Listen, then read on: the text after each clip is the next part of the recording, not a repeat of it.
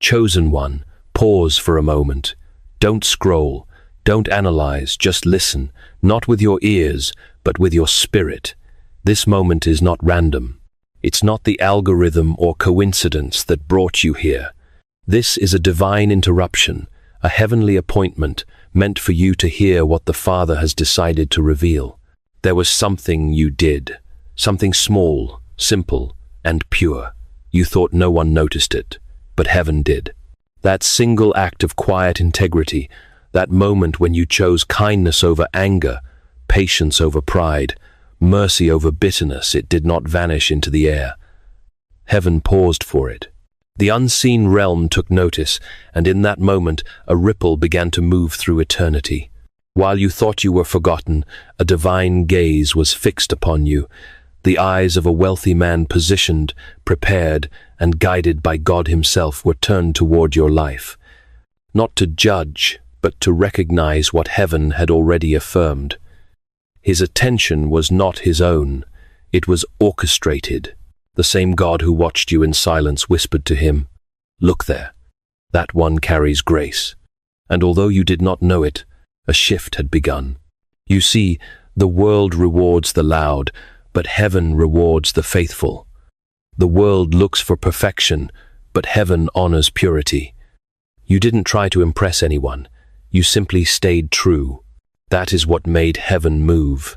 That is what set destiny in motion. Now, as you read these words, understand this. Nothing about this message is casual.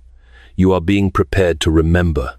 Because when things begin to change, when the doors open, when unfamiliar blessings begin to unfold, you will recall this moment and realize that heaven already spoke about it. God saw, heaven moved, and now you are standing on the edge of fulfillment. God didn't just see your pain. He saw the way you loved through your pain. He saw how you prayed when silence felt endless, how you kept faith when nothing made sense. That is what broke the silence of heaven. That is what opened the next chapter of your story. The change you've been sensing isn't your imagination, it's alignment. The shift has already begun, and this is only the beginning. Reflecting on such endurance, C.S. Lewis wrote in The Problem of Pain, "God whispers to us in our pleasures, speaks in our consciences, but shouts in our pains. It is his megaphone to rouse a deaf world." This insight reveals that your persistence through suffering was not overlooked. It was God's way of amplifying his voice in your life, transforming your pain into a divine call that stirred heaven to action and prepared you for the blessings ahead. You didn't know that moment mattered. It felt ordinary, almost invisible. You were simply doing what was right, helping someone, forgiving instead of retaliating, choosing peace when chaos pressed in. There were no cameras, no applause, no reward. Yet heaven leaned in, because purity of heart has a sound that echoes beyond human hearing.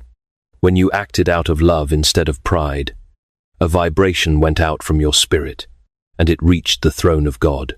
In that instant, the records of heaven shifted. A note was written beside your name, "Faithful under pressure." Angels took notice, not because of the magnitude of your action, but because of the motive behind it. What you did was born of light, not ego. It came from a place inside you that refused to be corrupted by bitterness. While others would have chosen self-defense, you chose grace. While others would have shouted for recognition, you remained silent, trusting that the one who sees in secret would reward openly. That choice, small to the world but monumental in eternity, became a signal in the spiritual realm. It was the moment when the Father said, "Now I can trust this one with more." From that very decision, a chain of divine coordination began. People you've never met started being stirred in their spirit. A wealthy man, positioned for such a time as this, began to feel a pull he couldn't explain. He sensed peace when he thought of generosity, and clarity when he thought of helping a stranger. He didn't know your name yet, but heaven whispered it to his heart. Do you see it now? Your quiet obedience was never wasted. It was currency in the kingdom, an offering written in invisible ink that only heaven could read. When you turned the other cheek, when you gave without expecting return, when you stayed kind even when you were exhausted, that was worship, that was faith in motion. And that faith set the wheels of providence turning. Chosen one, the beauty of your story is that you were not trying to be seen. That is why heaven chose to reveal you. You weren't chasing position, you were cultivating purity. And purity always invites divine attention. What you thought was a random act was actually a trigger of timing. You unlocked something that had been waiting for years to be released, a moment when heaven said, "Enough waiting, move the next chapter into place." In Mere Christianity, C.S. Lewis illustrates this transformative process with the words, "It may be hard for an egg to turn into a bird. It would be a jolly sight harder for it to learn to fly while remaining an egg." This metaphor captures the essence of your journey. Your acts of purity and faith have cracked the shell of your old self, enabling you to emerge ready for the flight of divine fulfillment that heaven has orchestrated. Now everything is aligning quietly around you. The right hearts are being awakened. The right doors are being prepared. And soon, what was invisible will become undeniable. Remember this truth. Heaven never forgets sincerity. Every act born from love reverberates through eternity. You may forget what you did, but heaven never does. While you were wondering if God had forgotten you, heaven was already in motion. In the unseen realm, things began to shift quietly, perfectly, precisely. Every delay you experienced was not abandonment. It was design. Every closed door, every unanswered prayer, every silence you endured was a sacred alignment, not a rejection. God was not ignoring you. He was preparing a stage large enough for what he's about to release. You see, divine timing is not slow, it's strategic. Heaven never rushes because heaven never guesses. While you were crying and asking, "When, Lord?" he was positioning someone who had both the means and the heart to bless you. He was shaping a vessel, someone who could carry the weight of generosity without pride. Someone who would obey a whisper instead of waiting for proof. That vessel is the wealthy man, but understand this clearly. He is not the miracle. He is the messenger carrying one. In his world, he began to feel restless. He didn't know why. His routines no longer satisfied him. His prayers began to shift from "What can I gain?" to "Whom can I help?" And that was when heaven started guiding his steps. Every nudge, every thought of compassion, every moment of conviction was divinely engineered. Without realizing it, his obedience began to intersect with your faith. Two stories, written in different ink, were being woven into the same sentence by the same author. From your perspective, nothing seemed to be happening. You were still waiting, still enduring, still standing, but above you the machinery of providence was turning slow, steady, unstoppable. Angels were adjusting timelines, moving people, and rearranging opportunities. Heaven was literally constructing a path from his world to yours. What looked like a coincidence was coordination. What looked delayed was divine pacing. Chosen one, this is why you could never force your way forward, because the doors that truly belong to you are not human-made. They are built in the unseen, by hands you cannot see, in a realm that never fails. You were not behind schedule, you were being synchronized with destiny. Heaven's calendar is different from man's clock. When your faith matured enough to hold the promise, God pressed, "Begin." That's when the wheels started turning. Now, even as you read this, that alignment continues. Somewhere right now, a conversation is being guided toward your name. A thought of kindness is being whispered about you in a heart that can help. The wind of favor is blowing, invisible yet undeniable. You are being remembered in places you've never been, because heaven never starts what heaven won't finish. So, when things begin to move faster, when unexpected invitations come, When peace stirs in places that used to bring pain, don't resist it. It's not chaos, it's choreography. The same God who wrote your tears into his plan is now writing your restoration into time. The wheels of destiny are moving, and they will not stop until the story is complete. What felt like a delay was never a denial.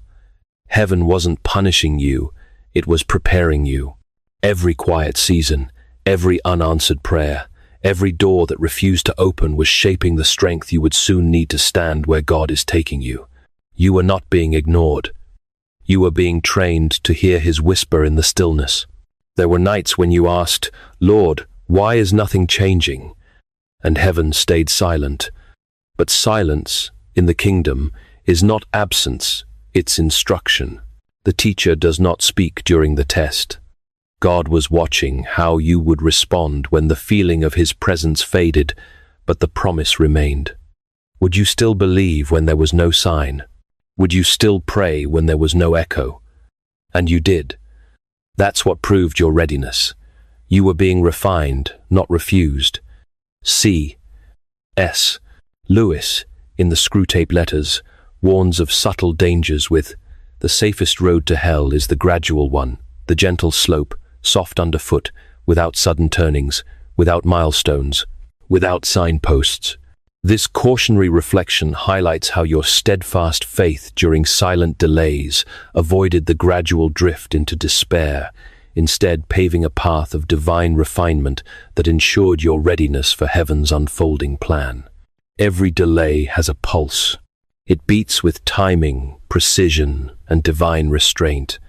Heaven knows that a blessing delivered too soon becomes a burden. So God waited not because you were unworthy, but because you were still becoming. He was maturing your faith, stretching your patience, and deepening your roots, so that when abundance arrived, it would not uproot you. The delay was building endurance into your soul, the kind that cannot be faked or bought. That's what distinguishes the chosen from the merely called. In the waiting, God was also preparing the other side, the people, the resources, the atmosphere. The wealthy man had to be ready too. His heart had to be softened, his obedience had to be proven. It took time for both of your stories to align. Heaven was synchronizing two hearts that had never met, so that when the intersection came, it would feel like destiny, not coincidence. What looked like wasted months were actually sacred months, heaven's rehearsal before the unveiling. Look back now. Every season that broke you also built you. Every unanswered prayer redirected you. Every closed door protected you. The waiting season wasn't empty, it was exact. It purified your motives and removed attachments that could not go with you into the next chapter. You lost some people because your future could not be shaped by their presence. You were pulled away from familiar places because your destiny required new soil. And through it all, heaven whispered, "Hold still, I am not late. I am building something bigger than you can imagine." Chosen one, delay is how heaven proves endurance. Faith that only works when things are easy is not faith, it's convenience. But you stayed, even when nothing made sense. You prayed when no one was listening. You loved when it hurt. That's why heaven calls you faithful. The silence you feared was not rejection. It was sacred strategy. And now that the process is complete, heaven is releasing motion again. The silence is lifting. The wheel that once turned slowly is gaining speed. What you thought was a standstill was actually momentum building quietly, perfectly, until the right moment to reveal everything. So do not resent the delay. Bless it. It was the furnace that forged your character. It was the pause that preserved your promise. It was the proof that your faith was real. Heaven doesn't delay what it doesn't intend to deliver. God was never saying no, he was saying not yet. And now, the yet has come. The shift has already begun. Even if your surroundings still look the same. You may not hear the movement, but heaven is already rearranging the landscape around your life. What once resisted you is beginning to release you. What once held you back is losing its grip. You are being moved, not just physically, but spiritually, emotionally, and even in the way heaven identifies you. Every divine relocation begins with restlessness. Abraham felt it when God told him, "Leave your country, your people, and your father's household to the land I will show you." Genesis 12:1. He didn't know where he was going, only that he could not stay where he was. That's what's happening now. The familiar is starting to feel foreign. The ground that once felt safe now feels too small, because it is. God will never let you stay comfortable in a place that no longer aligns with your purpose. Relocation is not always about packing bags or crossing borders. It's about heaven promoting you from one season to another. Joseph experienced it in an instant. One morning, he woke up in prison. By evening, he was standing in Pharaoh's court wearing royal garments. Genesis 41-14. Nothing in his environment suggested that a shift was coming, yet heaven was already moving people, dreams, and events to bring it to pass. That is how divine timing works. Quiet in the beginning, unmistakable at the end. When God begins to move you, He first removes you from what drains your spirit. That's why certain relationships fade without explanation, why certain opportunities close even when they look good. God is not punishing you. He's protecting the purity of what He's building in you. The soil must match the seed, and the soil you once thrived in can no longer sustain what you're becoming. Like Ruth, who followed Naomi into a land she did not know. Ruth 1:16. Your obedience is about to lead you into divine favor. She left loss behind and walked straight into a field of promise she never expected. The same is happening for you. You think something is being taken away, but it's actually being traded up. God is not demoting you, He's relocating you. You're being lifted out of cycles of striving into spaces of purpose. The noise is clearing, the confusion is lifting. The coordinates of your life are changing, and heaven is updating the map. The environment around you must now match the calling within you. Do not be afraid of the movement. When everything familiar begins to shift, remember, the same God who called Abraham to go, who lifted Joseph from the pit, and who guided Ruth to Boaz's field is guiding you now. You are not moving alone. You are being carried by divine order, step by step, into a place that has been waiting for your arrival long before you ever knew its name. So, when doors begin to open that you didn't knock on, when peace replaces anxiety in places that used to hurt, don't question it. This is what relocation feels like. It is not chaos, it is calling. It is not a coincidence, it is confirmation. Heaven has already changed your address. This blessing did not come because you were the loudest, the strongest, or the most visible. It came because your heart remained pure when it would have been easier to harden. Heaven does not respond to performance, it responds to posture. When others chose bitterness, you chose forgiveness. When others complained, you chose gratitude. That is why the wind of favor has turned toward you. There are moments in Scripture when God rewards quiet faithfulness, not public success. David was forgotten in the field, tending sheep, when the prophet Samuel arrived to anoint a king. No one even considered calling him. But God whispered, "Man looks at the outward appearance, but the Lord looks at the heart." 1 Samuel 16-7. It was not David's skill that moved heaven, it was his heart's condition. The same is true for you. While others sought recognition, you cultivated sincerity. While the world chased titles, you chased truth. And heaven took note. The reason for this blessing is not your perfection, but your persistence. You kept believing when belief cost you something. You stayed kind when cruelty would have been justified. That's the kind of obedience that heaven cannot overlook. Every act of patience was recorded, every tear of endurance stored. God saw how you gave when you had little, how you helped others even when you were hurting. Each of those moments became seeds, and heaven never forgets a seed sown in faith. Think of Joseph again.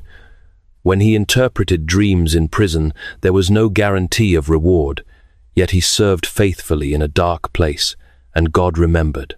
When the appointed time came, Pharaoh's summons reached him, and in a single day, his years of obscurity turned into authority. Genesis 41 to 14:1-6. The same principle is alive in your story. Faithfulness in small places always precedes favor in great ones. God never blesses to impress. He blesses to express his justice. You were wronged, but you did not retaliate. You were overlooked, but you did not scheme for visibility. That is why your name is now being lifted not for pride, but for purpose. The blessing coming is not a reward for achievement. It is heaven's public recognition of private integrity. When you honored God in secret, he wrote a decree to honor you in the open. Remember the words of Jesus.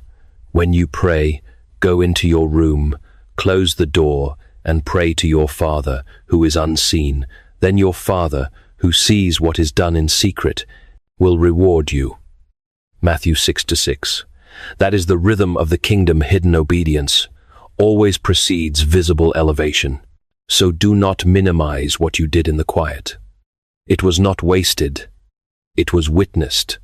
Heaven measured the motive and found it faithful.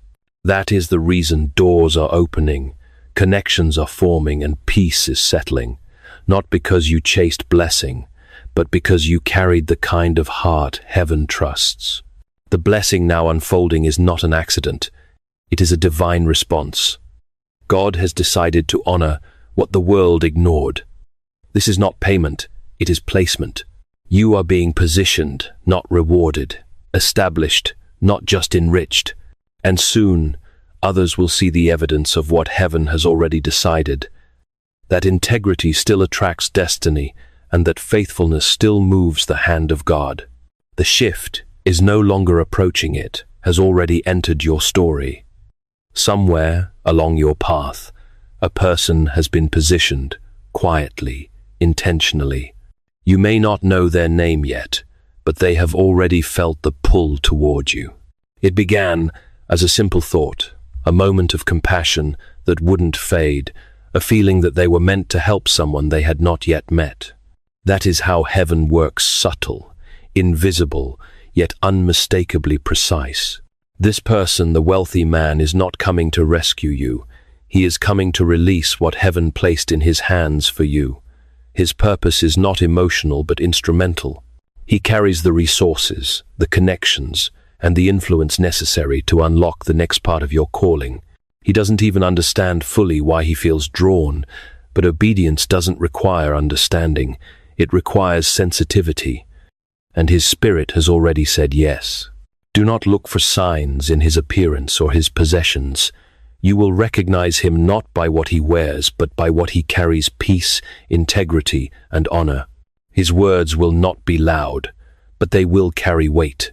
His presence will not demand attention, but it will bring calm. That is the mark of those sent by heaven. They don't need to announce their purpose announces them. When he arrives, you will feel it, a quiet alignment, as though pieces long scattered finally fit. The conversation will feel natural, but the timing will feel supernatural. This is not random, it's orchestrated. Heaven doesn't need dramatic entrances to perform miracles. The divine often walks in dressed as ordinary. You won't have to chase, persuade, or impress. What belongs to you will recognize you. His assignment is clear: to open doors you could not open, to create space you could not find, to carry blessings you were never meant to carry alone. But remember this: do not mistake the messenger for the source. Gratitude is holy, but idolatry is dangerous. The man is not your miracle, he is a vehicle. He is not your destination, he is a bridge. God remains the author, heaven remains the provider. This man is simply the delivery system of divine intention. And when the blessing comes through his obedience, it will bless both of you.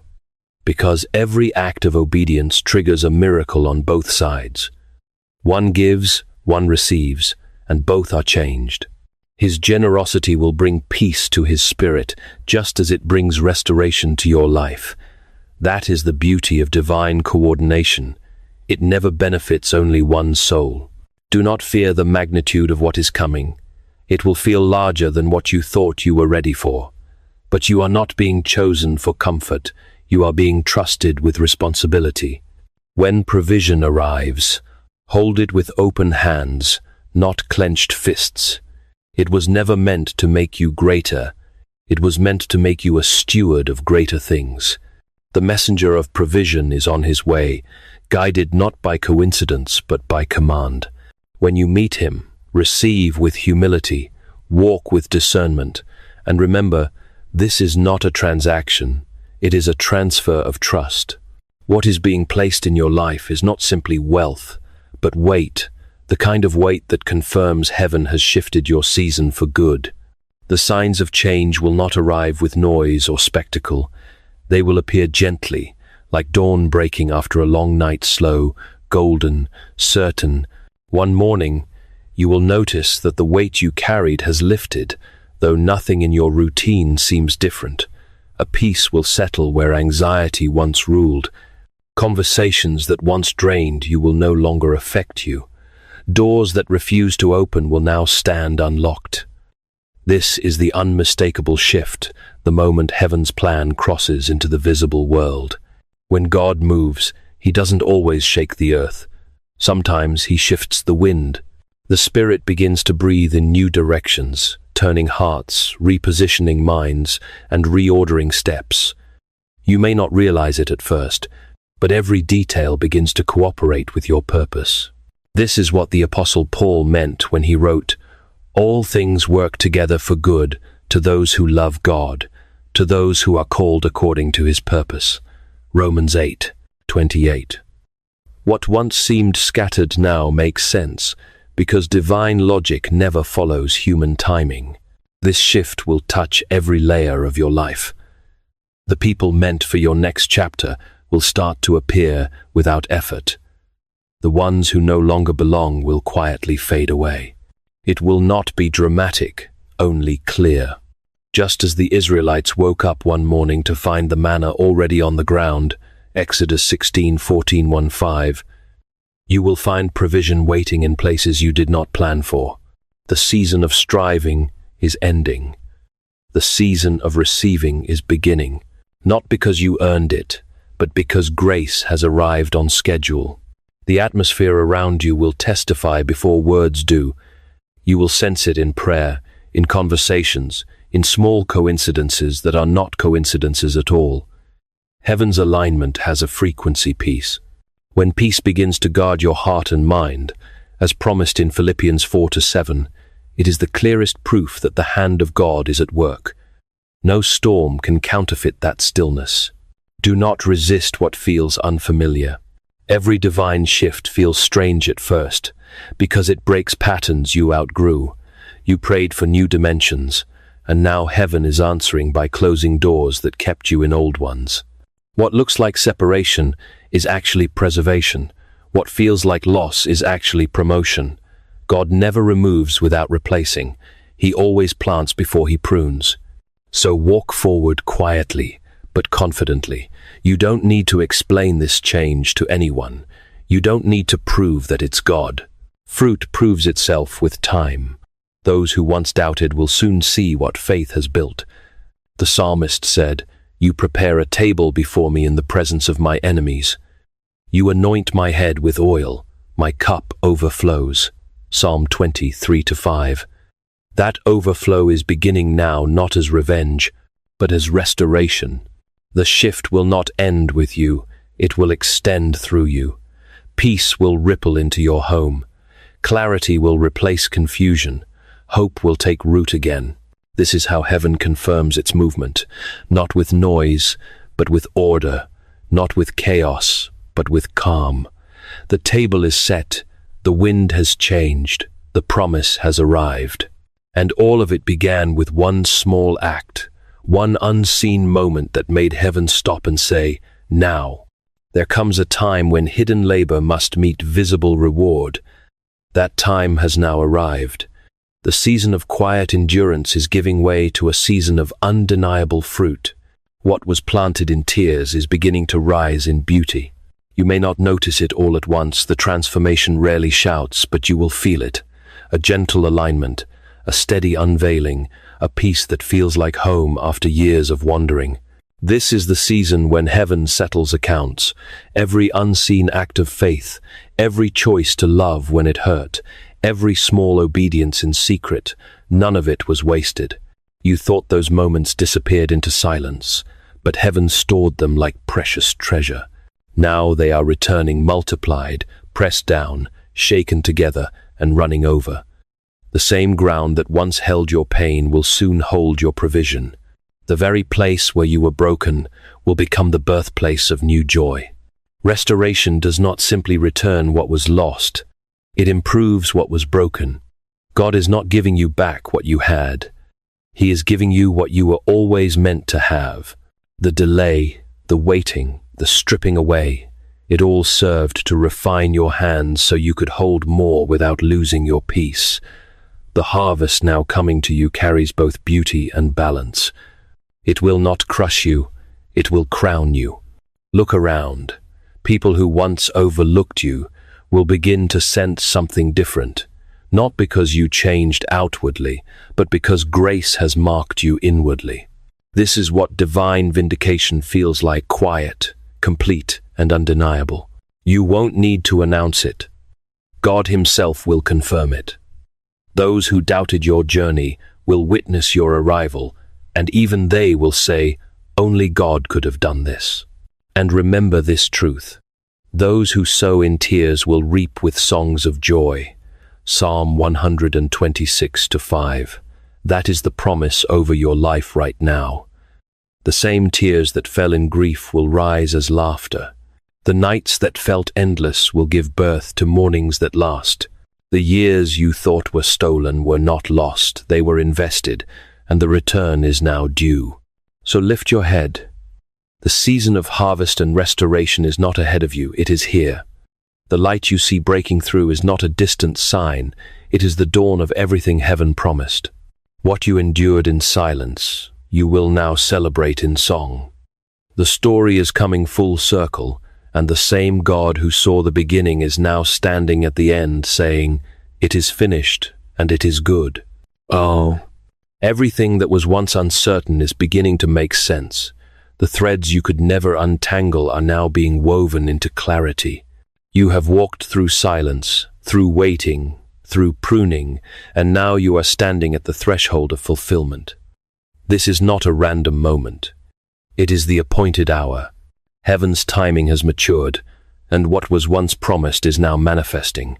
This is the call to alignment. It is not a call to strive or to chase, but to rest and receive. What God has prepared will not require manipulation, only obedience. You are not being asked to fight for a position. You are being asked to walk in peace. Every battle that once defined you has already served its purpose. The weapons that once wounded you are now being melted into tools of wisdom. You no longer have to prove, persuade, or perform. You simply have to be. This final call is simple.